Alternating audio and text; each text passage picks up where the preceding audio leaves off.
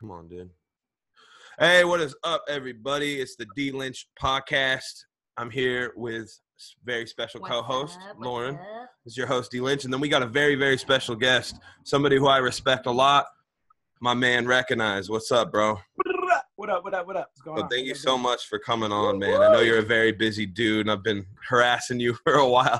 Yeah. We had to find that perfect moment, but you know, I'm juggling babies. Really, is the main thing. That's the main schedule filler at the moment.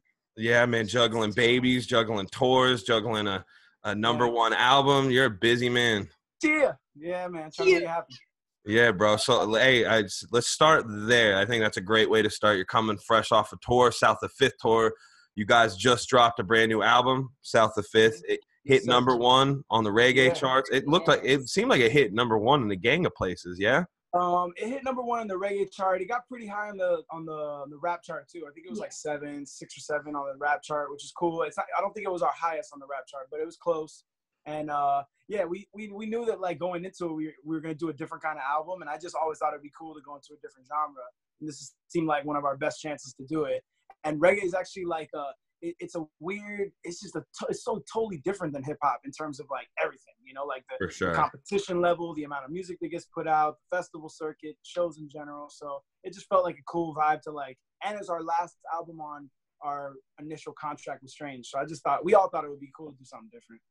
For sure, man. So when was the decision made to do a reggae? Was that something you guys marinated on for a while, or did it just come up in conversation one day and you guys were like, fuck yeah, let's do it? Because it seems like something it was always like it seems like something that was always kind of like, not a huge part of it, but it kind of like it found interweaving ways like reggae did into your previous albums. And like, I know into your like solo albums also, like you had like kind of a reggae-esque beat on your first album, I believe it was as well. So like you for sure interwove. Well, we live like in being in Miami. We don't have a lot of Jamaican influence here, but we have a lot of like Caribbean influence. So there's just a lot of island flavor in Miami and a lot of like Latin percussion stuff. So we've always kind of had like some kind of vibe where it's like there's a little bit of reggae like peppered through all our albums. Just like certain tracks will just have a little section, nothing crazy.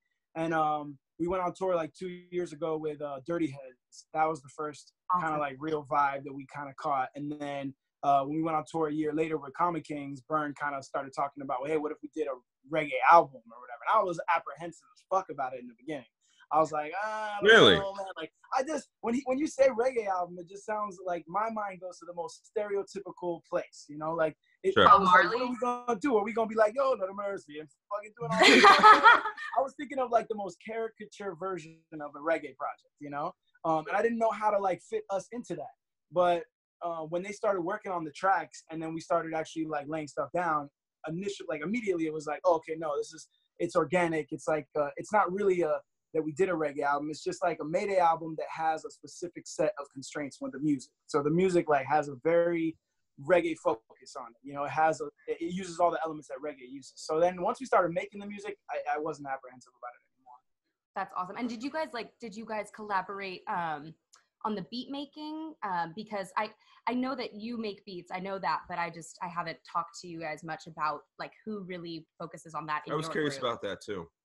Yeah, the beats were, we have like a set of like producers that we use in-house a lot. The Pushers is like one crew that we use a lot. We did Fragile with them. Like we've done a bunch of stuff with them. And then one of the guys in the Pushers, Danny Keys, he brought in a guy named Frankie Vassallo. And we never worked with him before, but he specifically does reggae as his main focus for production. And he's dope. He did almost, I would say, the most amount of tracks on the album was done by him.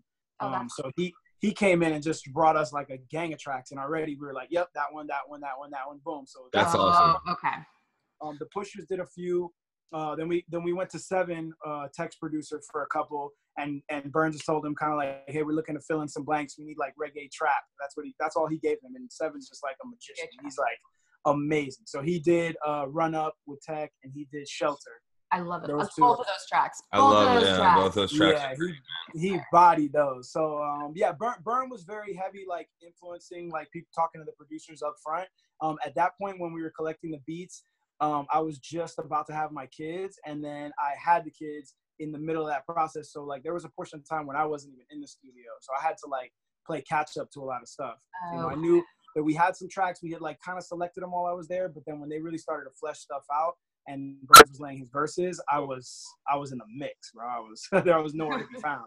So I ended up having to like come back around and then catch up to a bunch of like half finished tracks and kind of like insert myself in when I could, you know. Damn. So. No doubt, man. Well, hey, that's crazy how long that was planned. You guys are definitely masterful at keeping shit a secret. Because when we first met you guys in March, I mean, we had no idea that a reggae project. I mean, Burns hinted at something. He kind of said something about it, but I mean, other than that, and then we saw you a few months later, and I mean, it was already done and ready to come out. You know, well, you'd already promote everything. It actually kind of happened fast. Like it's actually one of our most like from start to finish, like the quickest projects we've ever completed. Sure. That was so fast, yeah. It happened really fast. It wasn't even that we were mapping it out for that long. I don't even know if when we went on the run, if we were even thinking about it at that point. It was just like it kind of like it had been mentioned a few times, but it wasn't really a plan. And then from like the minute that we said, yeah, we're gonna do it, and we got the okay to like from Strange to go in that direction, and we started collecting beats, and then we got a lot of the production so quick that the album kind of finished faster than we expected it to. Yo, yeah, that's like definitely like probably like what, like a couple months almost. It seemed like a few months. Yeah, like the core of it felt like 2 months, but I think like from start to finish, from like the minute that we said let's do it, it's probably like 3-4 months tops. It's interesting too, because you know you're seeing more and more of that in the industry nowadays, man. People are just putting out albums like crazy, and they're just getting their projects done really quick. And what I found interesting is I remember one specific conversation we all had. I think it was in Jersey or something like that, where we were talking about how, you know, the consumption of content is really what's going to change the game, and people releasing on a constant, regular basis, super, super quick. And then it was like right after that conversation, you guys were like, boom, here's an album in 4 months. You guys literally demonstrated that to us through action. You're like, yo, we're going to say it, but we're also going to fucking do it too, you know? Man. It's about to ramp up for us heavy too, I think, because I have solo contract like still going with Strange. Burns has a solo contract going with Strange. And then we're like in the mix right now. We're trying to figure out if it's going to make sense to re-sign with Strange right now. So that's kind of those conversations are happening right now. So if that everything goes, you know, forward from there, then we'll have to be fulfilling like more Mayday albums, more solo albums, and I think it's going to be at a faster rate than we've been doing. Which means a lot more tours, right? Yeah, man. I mean, the touring, like, it's now that I have kids, man, I can see why some of our previous members like dropped off when they had kids, because touring when you have family at home is tough, man. It's hard to be out there. Like, you know what it's like it's hard to be out there on the road when you got to go back home and being away for so long. And it's just, it's tricky. So this last tour that we did, I enjoyed it a lot, and I feel like good traction. It's like a real slow build for us, like starting where we were opening for Tech for huge crowds, and then having to like separate ourselves and go like the only way you can see the Mayday show is to come to a Mayday tour. You can't wait until we loop back around with the big dog or whatever. You know, you got to come out and see our show. It's cheaper. It's in a smaller venue. Come through and see it. We're not going to bring. You might get to meet us. Like you might get to talk to us. Like, whatever. Yeah, it's more chill. It's more chill. So we're trying to get people used to that idea to come out and see our show. So it's just, we're building that, but it's a slow burn, you know? For sure, man. So I just want to, that's a really good topic that you just brought up, but I have a question about the previous topic in terms of your solo music and how you guys basically, like, I've been listening through all of your, you know, Burns' music, your music, Mayday's music, everything, but I was true fan right here. I was listening. I've been listening to Into the Further like for the past like 2 months. I just like keep like replaying it, but and I've been thinking about like, how do you find, because it seems like Mayday, there's different context in the music. There's a different inspiration to it. So obviously I'm sure like you guys pull from each other, but does it get hard like creatively? Because as one individual, you only have so much to give. And I know that you're obviously very active, like you're constantly traveling, you're constantly getting new ammo to write about. But how do you kind of deal with the differentiation of you as a solo artist versus your place as a part of the bigger group Mayday? Like, how do you balance that, I guess? I don't know. That's tricky. I think a lot of times it starts with the beats, like the production in Mayday. We always go a certain direction. It's kind of like focused to a certain regard. And then with the solo stuff, I'm able to do a little bit more like trappy hip hop sound and stuff, or go like, I like real moody, like, you know, slow kind of moody music. Whereas like sometimes with Mayday, we won't go that dark. So that's my chance on a solo album to do something a little bit more like, you know, gritty. So I think a lot of times it's just with production, and then without even thinking about it, I think it's like an organic thing that happens. If I go and make a song right here in my house, then I don't really have to run it by anyone, and I don't bounce it off anybody else. So it comes out a certain way that only I could like mold by myself. But Absolutely. When me and Burn are together, we have to play that tennis. We're going back and forth. We're passing it through the hands of everyone in the studio. So it ends up like naturally just coming out sounding a certain way because it's been passed around the room a few times. Whereas like here, and that's not to say that we don't do solo stuff like that, because some solo records on Into the Further I did at the studio with Burns. Like Clones I did with Burns. Like we just sat there and kind of like did it together and went through it. And you know, he's like, he came up with the concept with me and helped me write the hook, and then I just did my verses. But most of the time, if it's something that I'm doing from start to finish, like here, you know, at the crib, or just like in the studio by myself, wherever, it just like takes on a life of its own because there's no one else to like add in extra ingredients, you know? Right. It's just, so it's like, yeah, it's something I used to think about a lot, but now that like we've done a couple albums like that and I kind of just got a rhythm going, it's just, I don't even think about it. I just go in there, and there are songs that I've made solo that end up sounding kind of like they should be on a Mayday record, and then they end up on a Mayday record. Like Rem, I did as a solo song. Really? Okay, and, that's funny. Yeah, I didn't know that. Rem was supposed to be for an album that I was doing before The War Within came out, and Plex loved it, and then when Burn heard it, he was like, "Yo, I never heard this. I didn't hear this beat. Like, whoa, where did this come from?" And I was like, "Man, it's something that I got from Plex, and I just made this at the studio one day, and here it is, boom." And they loved it so much that we put it on Take Me to Your Leader. So sometimes there's tracks that were intentionally made for solo stuff that end up still, because it's us in the group, has that vibe. Like Surge's song is another one. Burns made Surge's song for a solo project. Okay. And then we heard it, brought it up during the Murs Day sessions, and Murs loved it. So we put it on the Murs Day record. So sometimes the lines get blurred a little bit, but most of the time, it's hard to keep it all the way separate. It gets a little bit lost in the middle. There's definitely some crossover there. Okay. Yeah, I could definitely see that. I mean, when you're writing all these things, I could see it being hard to be like, okay, well, this is a Wrekonize song, this is a Mayday song, this is it's just it's tough. I can see that. It's man. tough. Now we're getting to the point where it's we're making stuff at the Mayday studio so much that it just kind of like there are things all over the place, and then sometimes whenever like Burn plays something he's done, I'll be like, "Yo, man, if you don't use that, you know, like that's like us. Yeah, it's funny. Yeah. Like sometimes there's just that pot in the middle that you kind of just drop from at the right time, and then it might end up working with a solo project that you do, but it really wasn't even intended for that. It just happened to be that you grabbed it at the right time. Okay. Yeah, no, I relate to that. I can't make a beat in front of her without being like, "Yo, what are you doing with that? I want that." Yeah. It took me years to like shake off getting salty about beats. Like, like now, like we used to fight over it in the beginning, and then like I'd get upset if like a producer double sold a beat or whatever, and it was so annoying.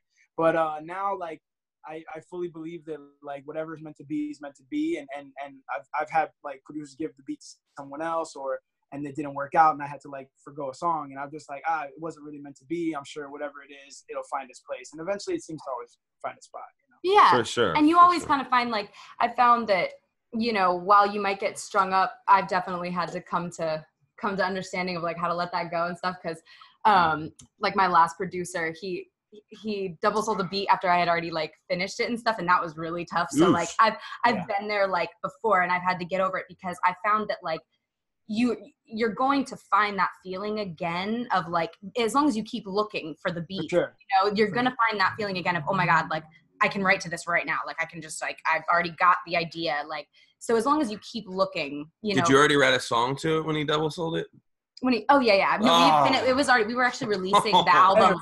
At the end of the day, too, for me, it's like the most important person I make music for is me. So like, if I have a track that I've recorded and no one else is gonna ever hear it, at least I made it and I have it. You know, so like I can enjoy it, and really like I'm selfish like that. Like I'm just like oh, at least I have this track, and yeah, he sold the beat to whoever. Now I can't release it. That kind of sucks, but I have it and like I enjoy it. You know, so it's just like all right, cool. Yeah.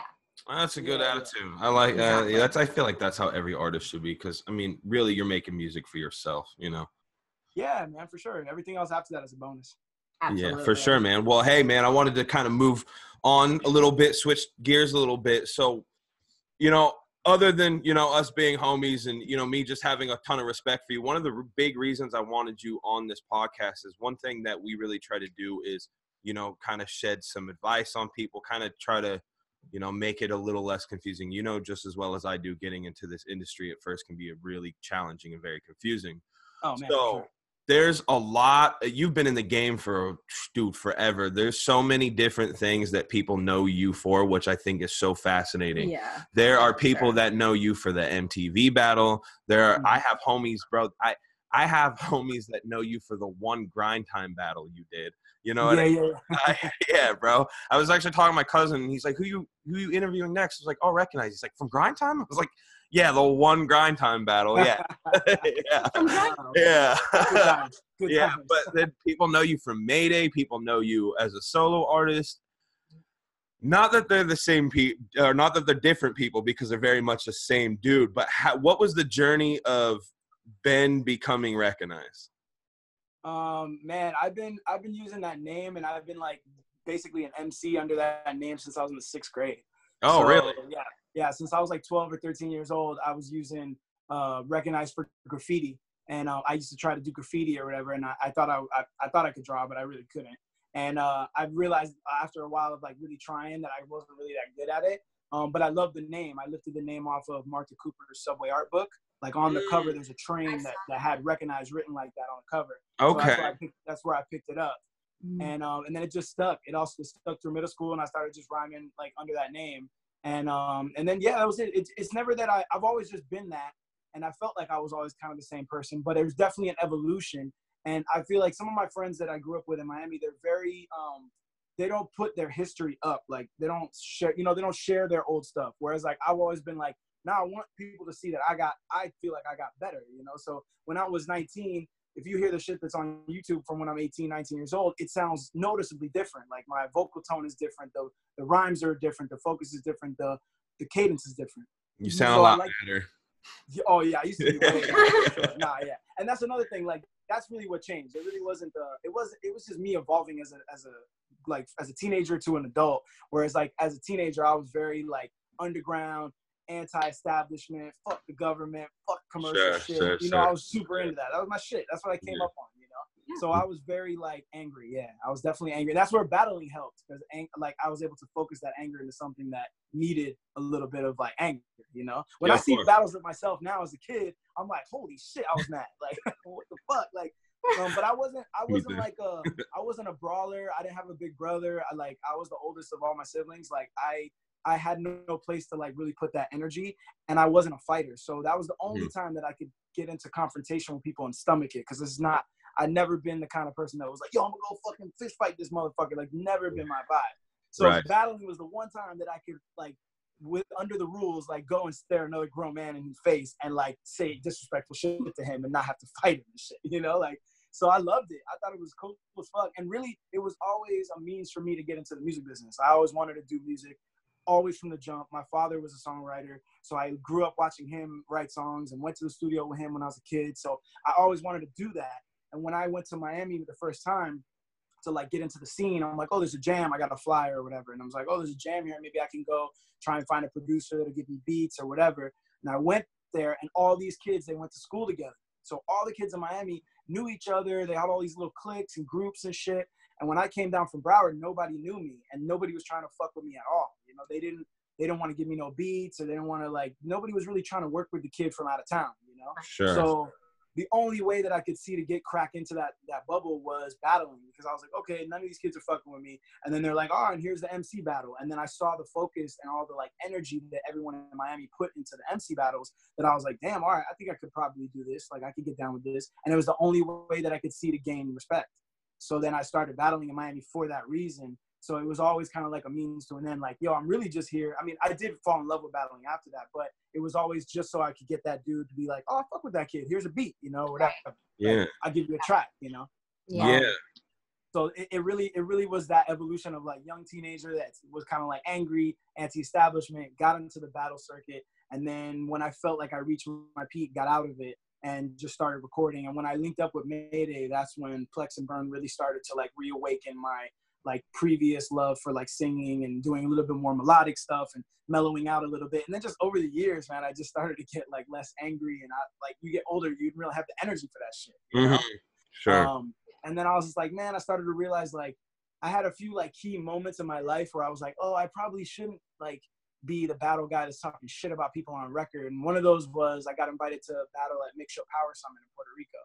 And at the time I was doing very like angry, fuck the commercial shit music.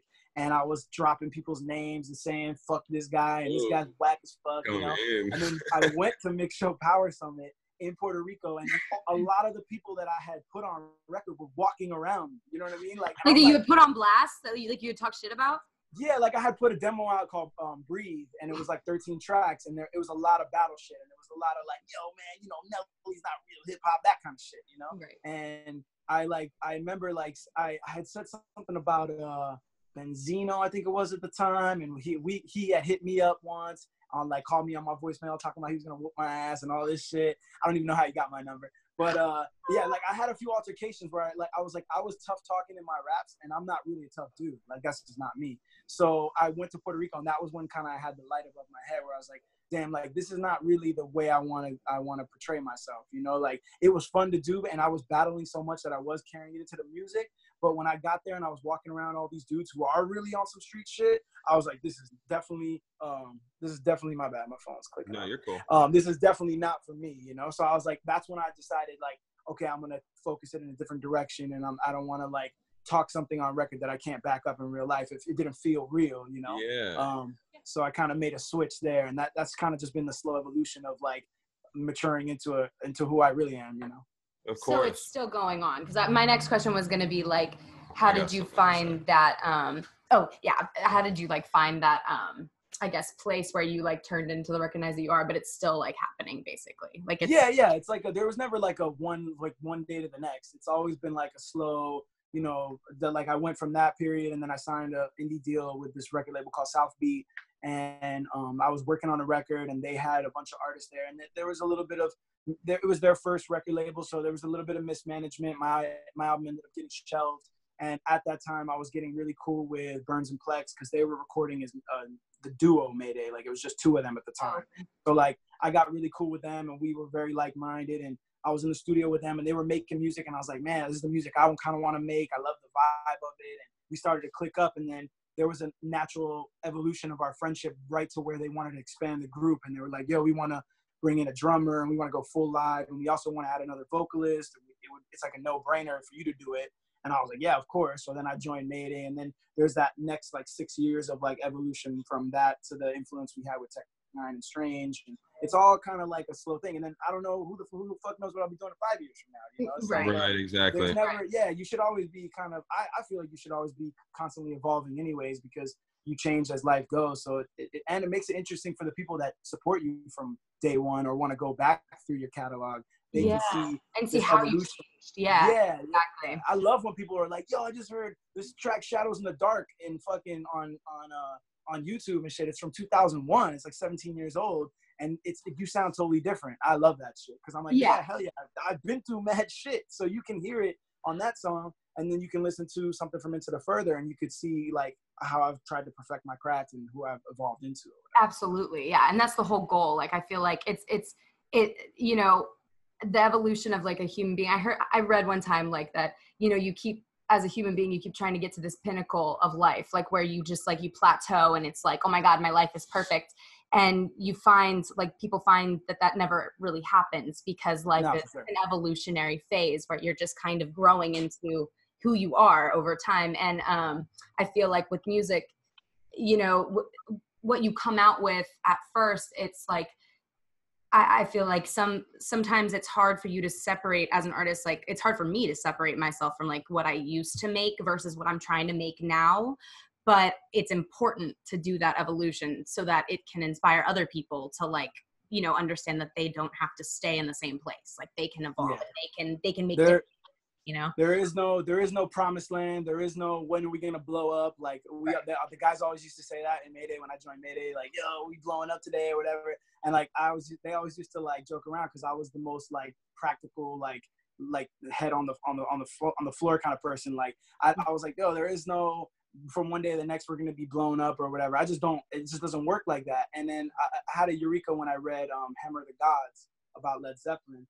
And they were talking about Led Zeppelin at their peak. They were popping and they were touring the country and touring the world and doing all the shit. And even at that level, doing stadium gigs and making shitloads of money and all that shit, they were having bad shows because some days like the fucking PA didn't work right. Or like even then, they never had a flawless run. So that made me realize like, damn, even a band of that caliber and that legendary, like still in their book at their peak had shitty days. And like, it's just like, they never go away. You're always going to have a shit show, you know, like, fucking Elton John's on tour right now. He got an ear infection, had to cancel 2 shows. He's 71. Like the shit just happens for life. It just never goes away. So I feel like the more prepared you are to know that it's never going to be perfect, the more you'll enjoy the ride. You know?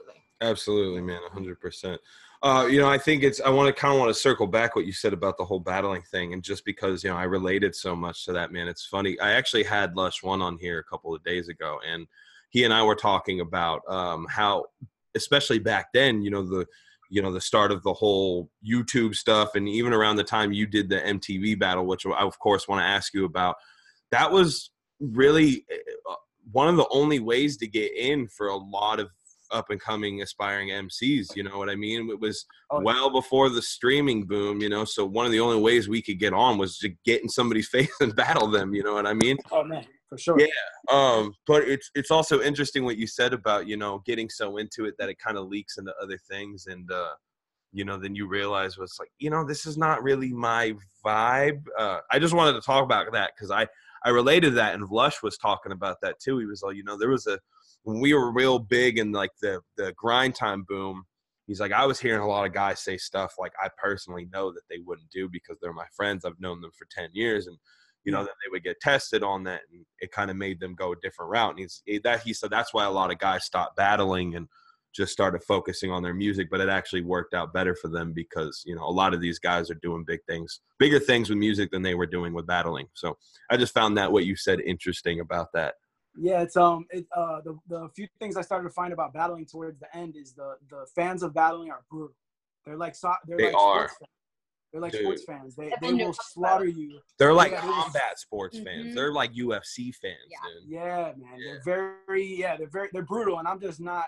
I have a high threshold for that after all these years of like doing battle and doing music. I've read all the negative shit one could read about oneself, like more than anyone should ever have to withstand. And it doesn't really faze me too much these days. Like I don't. Like me and Bern always have a debate on whether or not to read comments when we put out videos and songs. And he hates reading them. He avoids it at most costs. And I'm like cool with reading them because I like it for the market research purpose of it, you know. But the negative shit on it, I don't really. It's like only when it's like a really founded like good criticism that I feel like okay, I can kind of see that is when it hurts. Like when it's like yeah, fuck these guys are whack as fuck. I'm like, yeah, whatever. It's cool. It's like if you go to YouTube and watch a video of a baby laughing, there's thumbs down on that video. Like, who thumbs down a fucking a baby laughing? Like, that's when I realized, like, there's no perfect. If you don't have thumbs down on your shit, it's just not being seen by enough people, you know. But to get back to the battling stuff, that was why I was like, even when I got into it anyways, I always knew I wanted to just make music. I didn't really want to be in battling forever. But I've had friends over the years that got really popular in battling and then found it incredibly difficult to switch to music because the battle fans are so fucking niche. They don't want to hear anything but that shit. They want to see you box. They don't want to see you fucking do ballet. They want to see you box. So they get real like specific about that. And then yeah, it's tough. What I do appreciate after all these years is the people that I know that are popular in the battle circuit now have had like super nice things, including Lush, to say about like my transition to music. You know, like they don't think I'm the best battle rapper of all time or anything, but they do recognize that I was in battling and I did my thing for a while. And then I was able to transition it to music, which is incredibly difficult to do. And they pay me a lot of like regard for that. And I'm super appreciative of that, because I'm a fan of, even though the battle style is different than when I was battling, it's a cappella now, it's written, you know, there's a lot of different aspects to it. I'm still a big fan. So to get any kind of nod from the new cats that are doing it, I'm appreciative as fuck of that. I think that's really dope, man, because I mean, undeniably, you've been very accomplished in both. I mean, the Mayday thing that you're doing, of course, the solo music, and then what you guys have done with Tech.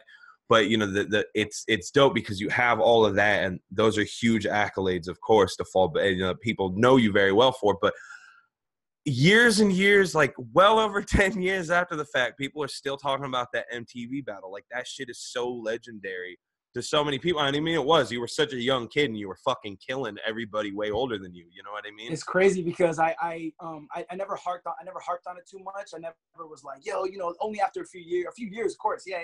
You're the MTV kid. Yeah, whatever. And I was using it to get into studio sessions with producers I wanted to work with and kind of used it for while I could. And then after a period of time, I was like, yo, okay, this is done. I can move on. I'm not going to be the guy who's like, yo, I won that trophy one time or whatever. I wanted to move on.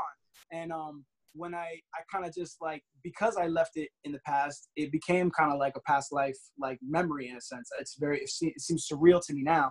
But when we started going on tour with Strange Music, I was meeting kids that were, you know, 10 years younger than me or more. And they were kids watching that shit. And that had an effect on them that I never even processed, that they would come to me like, yo, man, I was 6 years old, watched you, or, you know, 9 years old, watched you on MTV, and it like changed my life or made me want to do music or whatever. And it was cool. I gained a whole new appreciation for it, meeting kids that young, because I didn't even really think about it at the time, like that there was kids that young watching that. You know, I was just doing my thing. I was 19. I didn't give a fuck about nothing. So to like now see kids that like remember it so vividly, it gave me a new like appreciation and respect for it all. Yeah, I think that's. I always appreciated the attitude you had about it, because you know, I'm sure it's something you get asked about fucking all the time, and you know, you never like, you know. I appreciate that you're not like, oh, dude, that was so long ago. Like, why are you even bringing that up? You were like, oh yeah, I was a good memory for sure, but you know that was so long ago that you know I don't really think about it that much.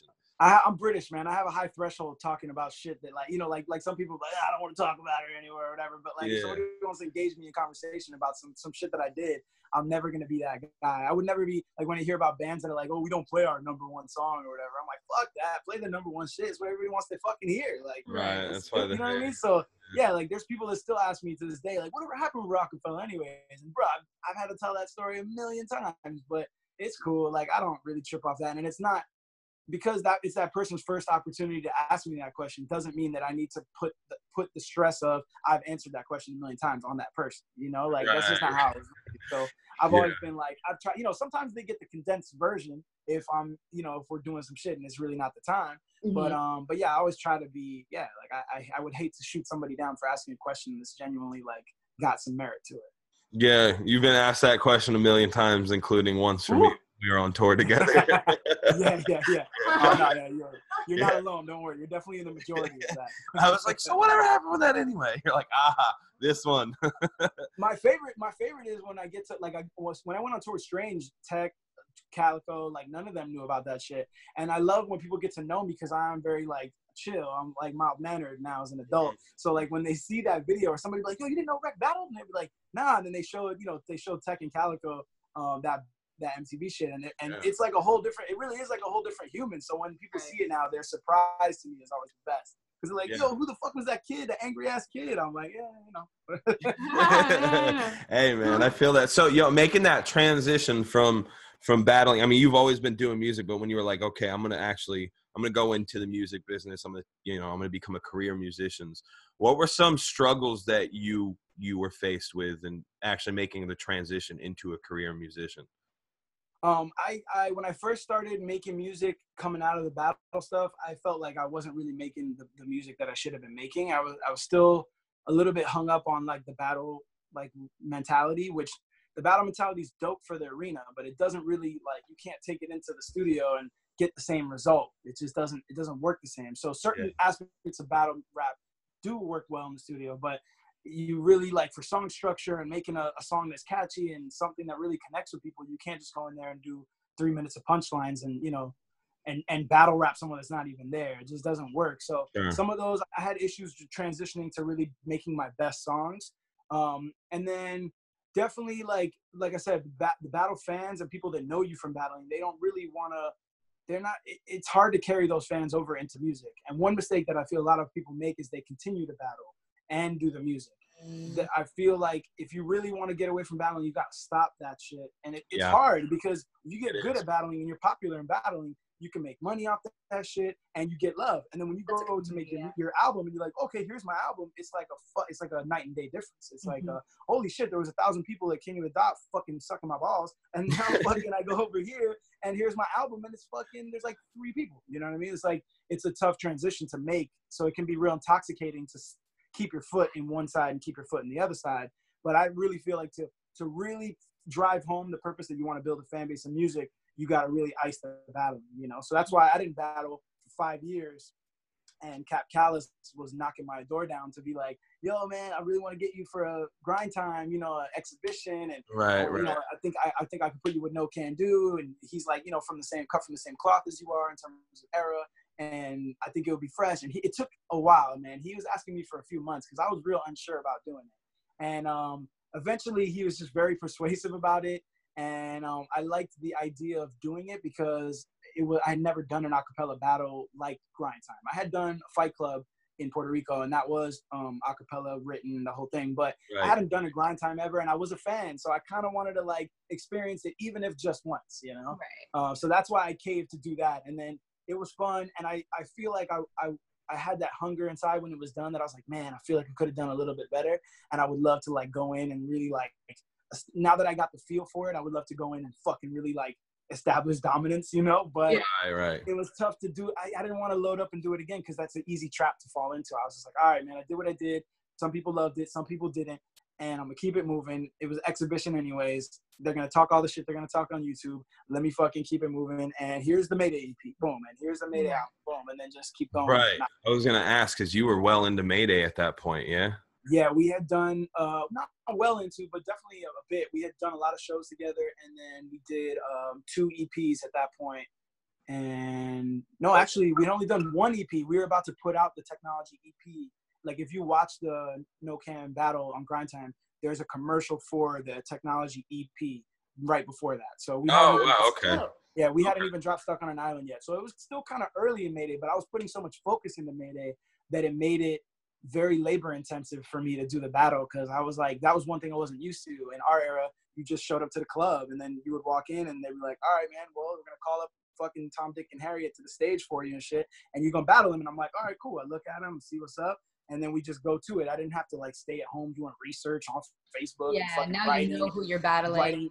And then memorizing fucking 3 minutes worth of fucking rhymes and shit. Like, man, that's just, it's a different kind of stamina level. It's just, it's insane. It's insane. And so at that point, I found it difficult to do the No Can Do battle because we were working on Stuck on an Island at the same time. So we were writing the album, and then I was trying to like write this fucking epic, like 3-round, 3-minute battle with No Can Do. So actually I did 4 rounds because we did a 4th round. So oh, wow. It was I found it. I'm glad I did it, but it was fucking intense. You know, it's a different world, bro. Like having to spend that much time on a single person and just, you know, that's a lot. You know, if you're writing music, I mean, there's definitely some songs you get stuck on and you spend a lot of time in it. But I mean, if you're really on one, you can get 2-3 songs written in a day easy. But you're spending a fucking month to 2 months long on preparing for a battle. And I didn't write it. So I didn't write it in, what do you call it, in sequence. So like at the time, I would just come up with punchlines. I'd be like, oh yeah, yo, you're a black fraggle or whatever, and I would just fucking write it down.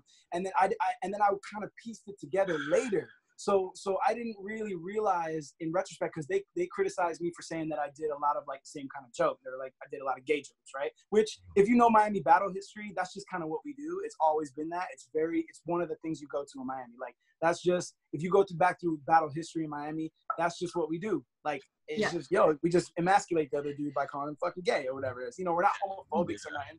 So they criticized me a lot for that. And when I looked back at it, I realized it was because I wrote it out of sequence. And then I kind of just did a jumble and just kind of threw the verses together in certain blocks. So I didn't really process what it was going to sound like coming verse for verse for verse. So that was the one thing that I was like, oh, if I could do it again, I would pay a little bit more attention to the variety of like the material. And then they wrote an article about me in the San Francisco fucking Times or some shit.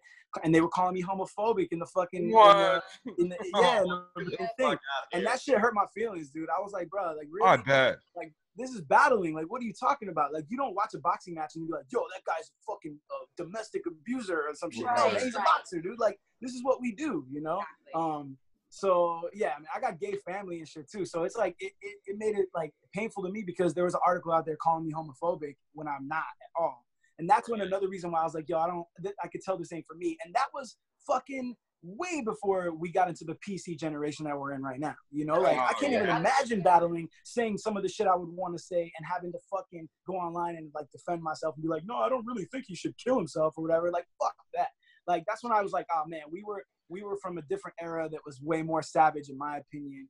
And not to say that they're not doing savage shit now, but I just feel like I don't personally feel like I have the stamina to deal with the backlash on some of the shit you say at a battle. Fuck that.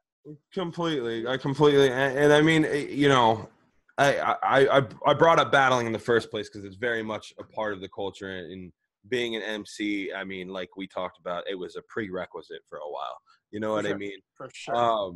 But me personally, dude, I think writing music and making art is way more satisfying than getting in somebody's face and calling them a dickhead. You know what I mean?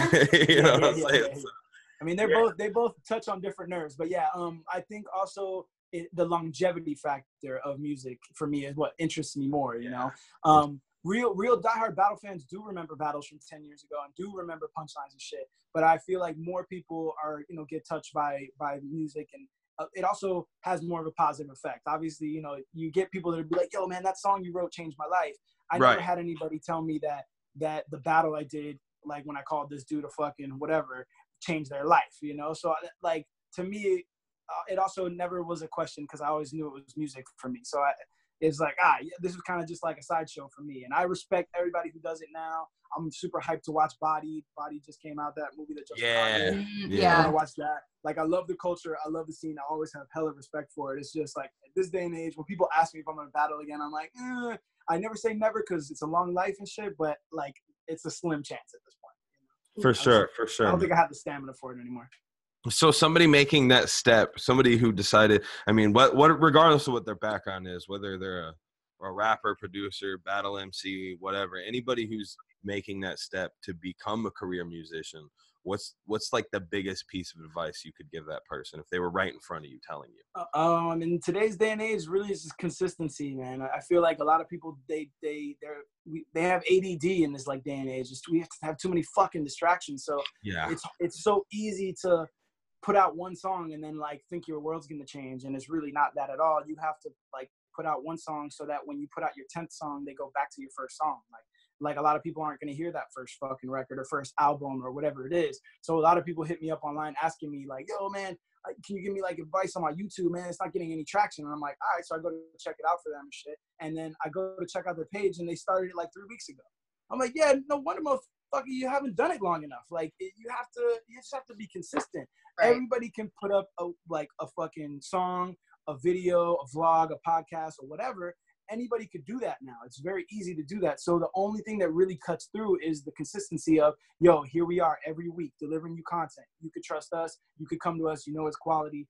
That's the only way people pay attention now or find the time to like focus on that particular media. So I feel like the biggest misconception is the amount of consistency it takes to really get people's attention. You know? Like the only reason the Breakfast Club is popping is because they're there every morning at 6 a.m. Without fail. Sure, and they're doing it whether you're listening or not. So it's without fail. One of the like, obviously you want your content to be quality, but half the battle is just delivering the content on time.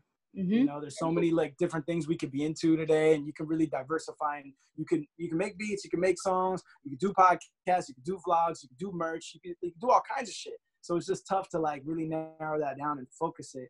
And when you're releasing music, when I talk to people a lot, I ask them, because they're asking me like, oh, how can I get more people to listen to my shit? And I'm like, all right, when's your last project? And they're like, well, it was 2 years ago. And I'm like, 2 years ago? Holy shit. Like, Yeah. Fuck, like I would have forgotten my own shit if I would have only put it out 2 years ago. It's like, you need to, you know, like what I've suffered from in my solo career is because we focus so much on Mayday that I've had to take big gaps. So like War Within to Into the Further was 4 years. That was a big ass gap. So like when Into the Further came out, I wasn't expecting the numbers to be super much bigger than the War Within because I took a 4-year gap. Motherfuckers aren't used to checking for me, particularly solo. So, you know, even if I did do a few little things here, like Sunny Winter or whatever, I hadn't put out an official album. So I had to get people used to doing that again. And now my goal is to like not make it that long of a gap again. But you just, you have to be consistent. That's the number one thing I find.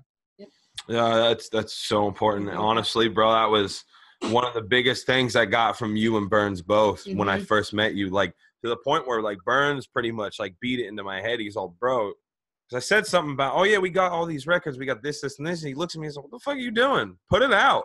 You know what I mean? Yeah. I was like, oh, word. You think so? And he's all, no, dude, I know so. Like, you can't hoard music anymore. It's just, you can't. Yeah, man. You just got to get it out there. Like, not be so caught up in the perfect rollout.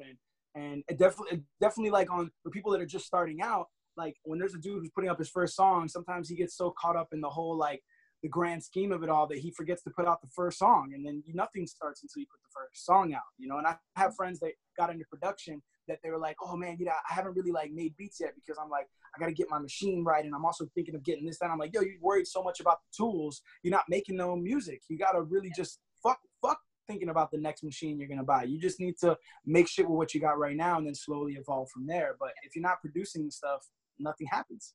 Yeah, very true, man. It's like if a tree falls in the woods and no one's around, you know? Yeah, man. It's like, fuck, nobody's going to hear your track if you don't put it out. So it's like, you got to put it out. And then obviously you can do rollouts as you go, but if you at least have the music music that's sitting there and it's ready to go, sometimes it needs the right time. So I'm never like one to rush people to put out music, but if you're not putting out anything and you have stuff to put out, it kind of makes sense to be like, well, let's at least pick something out of this bunch and go, you know?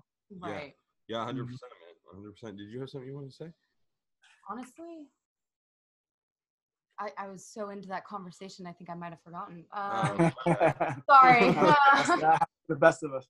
I was just like, I mean, honestly, because that's something that I have, like, the only note I would say is I've been having that kind of issue, because I've released 2 full projects, like, in my time, like, working as, you know, a musician, but at the same time, like, I get really caught up in my head, like, in a day-to-day basis. I'm like, oh my God, like, you know, I should be getting merch ready. I should be getting all of this stuff ready. And it's like, but no, like, all of that stuff, like, you can't really force it. You can't force, you can't really like force that stuff to come along before you even have like a fan base built up. Like, does that make sense? Like, if you've got all this merch, but you don't have, you know, the content or the listeners for the content, or you just haven't put out enough content to garner those listeners, then that merch is just going to be sitting there. And I've had to, you know, kind of learn that the hard way. Not the really hard way, but I'm definitely learning this as I go. So yeah, for sure. No, the like everybody says, which this comment always irks me, but it is kind of true, that music is your business card. And I'm like, you know, now music is just your business card to get them to buy merch and go to the shows or whatever, because music is streamed and it makes fucking not that much money as it used to. So I hate that, because really music is the main focus, and I hate to even like lessen the value of that medium and that art form. But yeah, at the end of the day, in terms of music business, it is really like your business card to get people involved in you. And if you got to have that first, you can't do it backwards. Yeah, exactly. I think that's true, man. And sadly, I think that's the reason why there's such a weird thing going on in the business, where you're seeing tons of kids getting millions of fucking streams, but they go to try to play a show and there's like 8 kids there. You know what I mean? And yeah, for sure. I definitely remember not that long ago where it was like, dude, if you were getting that many views, like, you were selling out shows. That doesn't translate these days, you know? For sure. Now I look at some of the Spotify numbers we had, and I'm like, man, this is crazy. Like, if you would have told me there's a song of mine that is going to get streamed 1.5 million times, like, I would have never believed you back in the day. But then, like, yeah, if I go to try and play a solo show, man, I don't do well on the road as a solo artist, because I don't tour that often, and I just don't have the infrastructure to put people in the room. But like, it's weird to think that you have 1.5 million streams on something, but then when I go to these rooms in these areas, I can't fill the room. It's crazy. It's just weird. It's a trip, dude. It's a trip, dude. It is, man. It's almost like there's almost like certain things, especially, you know, like with me, man, unless they're very specific cities, I don't know what I'm getting myself into. You know what I mean? For sure. Yeah. For sure. Yeah, it's hard, man. It's fucking that translation. We're still working that out to figure out what that's. What I think really a lot of means. people are. I think many people are. Yeah, it definitely seems like the general consensus. Mm-hmm. You guys are doing really well, though. You guys are obviously. We're still having fun, so as long as we're having fun, I'm cool. Like the day that I get up and I'm like, man, I'm just like not enjoying it. That's really when, you know, I have a love-hate relationship with touring. So sometimes when we get off the end of a tour, I'm feel burnt out. I'm just like, man, I don't know if I want to tour anymore. Like I think about that every now and again for the last few years. But then there'll be days when I'm out there and the shows are good and I'm like, yeah, I love this shit. You know, it's like, right. It's just like, yeah, when I know that consistently, like I don't enjoy it, I'll be cool, I'll be out. But like even when the money's not great or it comes with the pitfalls that the music business has, it's still the shit that I love above everything else. But yeah, the love is there for me, so I'm here. I'm here till the love's gone. Yeah, man, I think that's the funny thing about touring. I think that, you know, if you're a touring artist, you can relate to what you just said, because there's so many times where, you know, you're traveling all day, you don't sleep that well, and you're just like, man, I'm kind of starting to hate this shit a little bit. But then you go and play the show and you forget all about it. You're like, oh, this is why I do it. I love this. For sure. You know when the shows are good, I will fucking withstand all the negatives of touring when the shows are good. It's when the shows aren't good, and unfortunately, like you can't get on a tour without having bad shows. But when the shows aren't good for one reason or the other, it's like, fuck, man, do I really want to be here? You know, that's when you really start like thinking about everything. You know, but when the show's good, you're like, fuck yeah, like let's do that again. You know, like it's cool. I think that you could say that about the entire industry, bro. I think that's part of being an artist for sure. I have one last question. I just think it's a really quick question. Was the show that you guys played in San Diego, was that a good show?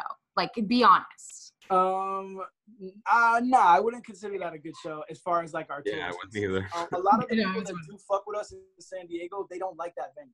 So they complain. Like when we booked there, that's the second time we played there, and each time that we played there, I get complaints. They're like, yo, I would come fuck with y'all, but I don't fuck with that spot.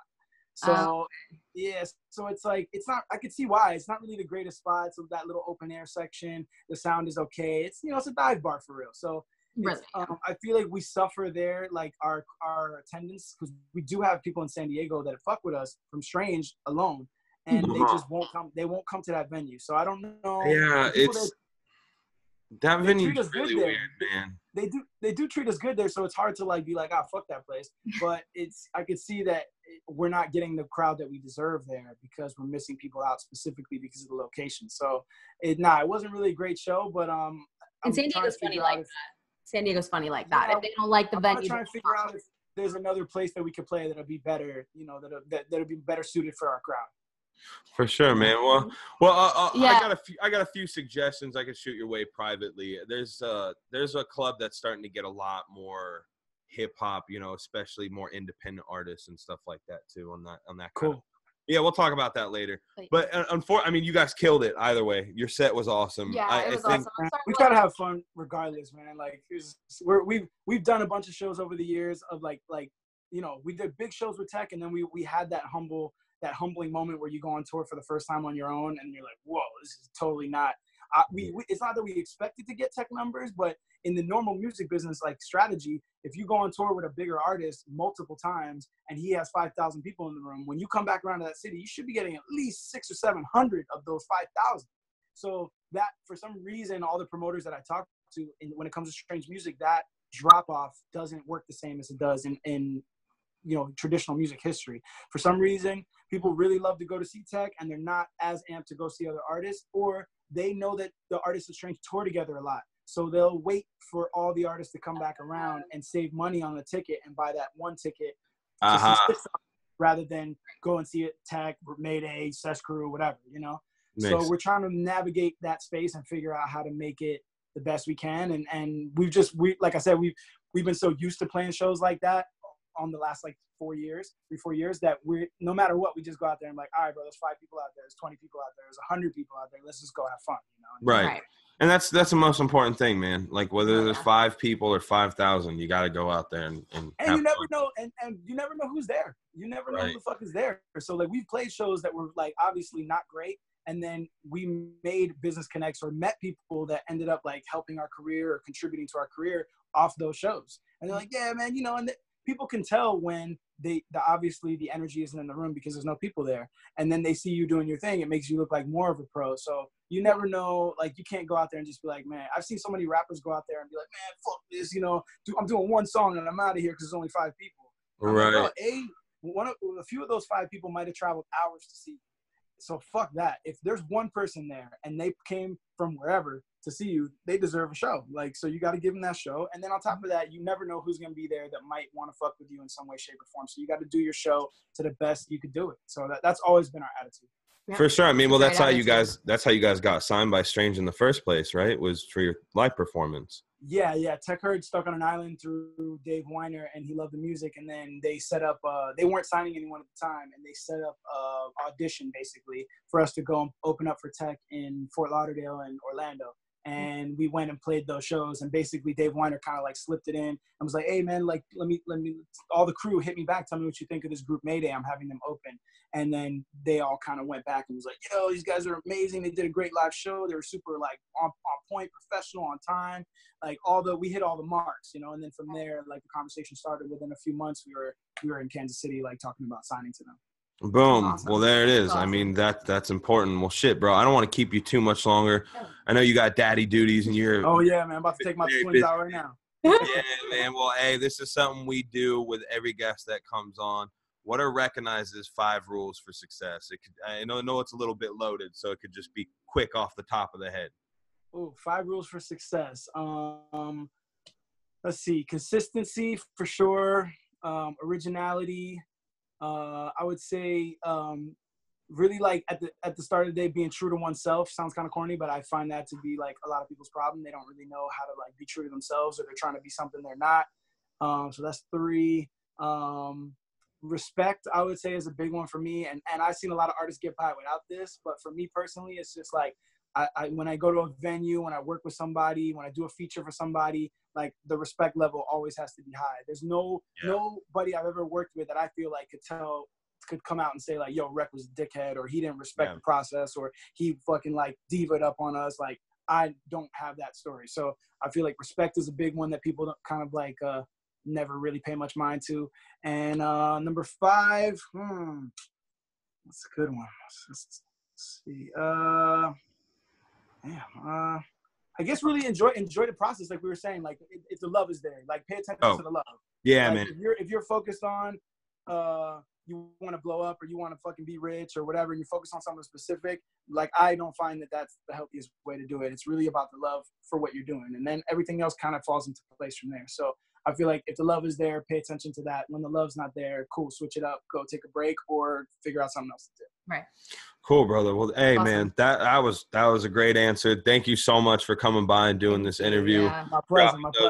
I of course always wish you the best of luck, man. Likewise, man. Next, Love you guys. What is next for Wrekonize before I let you split, man? Right now we're kind of like getting our ducks in a row with Strange Music, but I'm trying to see if I can do a Sunny Winter 3 for the top of the year, and then I'm in the process of remixing the first one because the beats weren't official, so I'm having somebody redo the project. And then depending on what happens with Strange, I know for sure I owe Strange 3 more albums. Burns owes him a few more, and then we're gonna see if we do some more Mayday stuff with them. So hopefully more music is really coming around the corner. Boom. Awesome. There it is. Well, hey, thank you so much, brother. We'll talk soon, man. Thank you. Love y'all. Peace. Bye. You Love too, ya. brother. Peace.